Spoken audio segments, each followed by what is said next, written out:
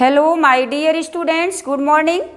Today I will teach you next part of the chapter water resources. बच्चों, आज हम आप लोगों को आपके थर्ड चैप्टर वाटर रिसोर्सेज का 5वां भाग पढ़ाएंगे।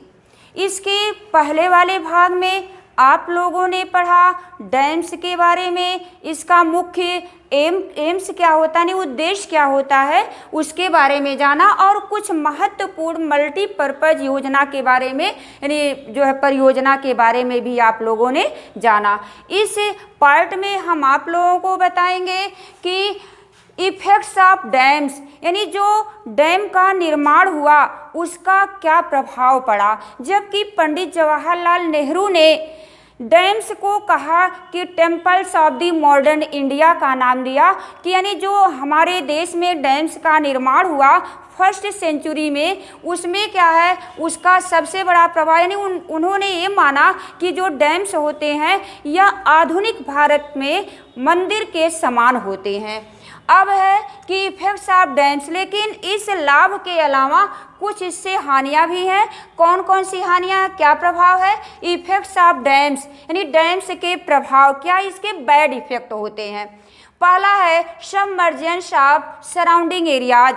बच्चों, जब किसी स्थान पर, किसी रिवर पर, मेन रिवर पर या ट्रिब्यूटरीज पर अगर कोई डैम बन जाता है तो क्या होता है कि वहाँ पे जो फ्लो होता, वाटर का जो फ्लो होता उसको अवरुद्ध कर दिया जाता है, ऑब्स्ट्रक्ट कर दिया जाता है। तो इसका परिणाम क्या होता है कि जो सराउंडिंग एरियाज होते हैं आसपास के, वहाँ पे जो है फ्लड आ जाती है, यानी कहने का मतलब आसपास का क्षेत्र जो है पानी में सबमर्ज हो जाता है। दूसरा इफेक्ट इसका है loss of productive agricultural land. जब सराउंडिंग एरियाज में वाटर सबमर्ज हो जाता है, नहीं जो है वहाँ की जो भूमि होती है, लैंड जो होती है वह सबमर्ज हो जाती है, तो जो एग्रीकल्चरल लैंड होती है या जो वहाँ पे जो फसलें होती हैं वह पानी में डूब जाती हैं, यानी उसका बहुत ज़्यादा नुकसान होता है।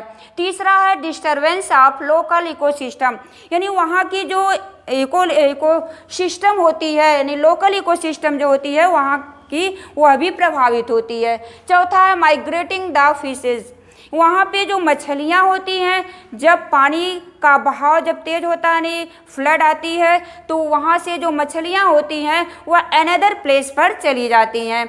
और दूसरी चीज़ होती है कि जो वहाँ के लोकल यानी जो वहाँ के निवासी होते हैं वह भी इससे प्रभावित होते हैं। उनको अपना एग्रीकल्चरल वर्क या उनका जो हैबिटेट होता है, आवास होता है, उसको अनदर प्लेस पर ले जाना पड़ता है।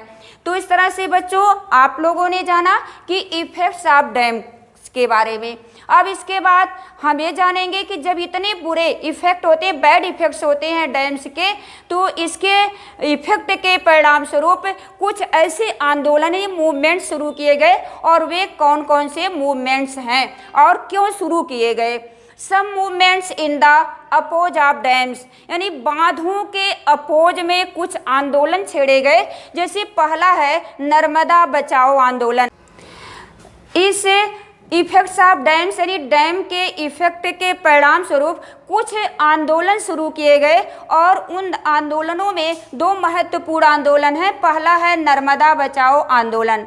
नर्मदा रिवर पर सरदार प्रोजेक्ट यानी सरदार प्रोजेक्ट का बनाया गया है, और इसको जो है बचाने के लिए उसके परिणाम स्वरूप क्या होता है कि वहाँ की जो लोकल हैबिटेट होते हैं, लोकल जो निवासी होते हैं, उनको अनदर प्लेस पर जाना पड़ा, और इसलिए उन्होंने इस आंदोलन को शुरू किया, नर्मदा बचाओ आंदोलन को। और दूसरा है टिहरी डैम आंदोलन।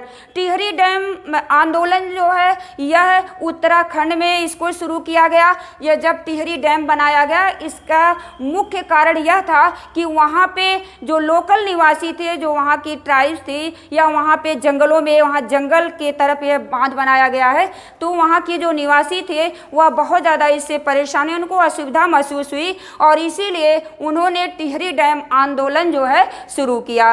अब इसके बाद है कि रेन वाटर हार्वेस्टिंग, यानी कहने का मतलब कि इफ़ेक्ट्स ऑफ डैम्स के बारे में आप लोगों ने जाना कि इसके क्या बैड इफ़ेक्ट्स पड़ते हैं होते हैं यानी डैम्स के।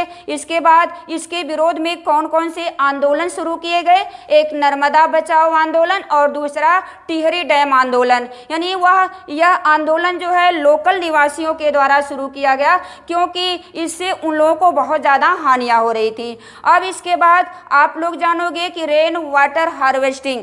रेन वाटर हार्वेस्टिंग किसे कहा जाता है, यानी वर्षा के दिनों में जो रूफ टॉप्स के जो वाटर होते हैं उनको कलेक्ट करना ही रेन वाटर हार्वेस्टिंग कहा जाता है। और इससे बहुत सारे एडवांटेजेस होते हैं, यानी फ़ायदा होता है कि फ़ायदा ये होता है कि जो अंडरग्राउंड वाटर का जो लेवल होता है वह ज़्यादा हो जाता है, जो फ्रेश वाटर की जो अमाउंट होती है वह भी बहुत ज़्यादा होती है, और इसके परिणाम स्वरूप इरिगेशन के कार्यों में भी ज़्यादा सुविधा मिलती है, चाहे वह ट्यूबवेल के द्वारा हुआ या हैंड पंप के द्वारा हुआ। यानी कहने का मतलब कि जो अंडरग्राउंड वाटर का जो लेवल होता है बहुत अच्छा होता है।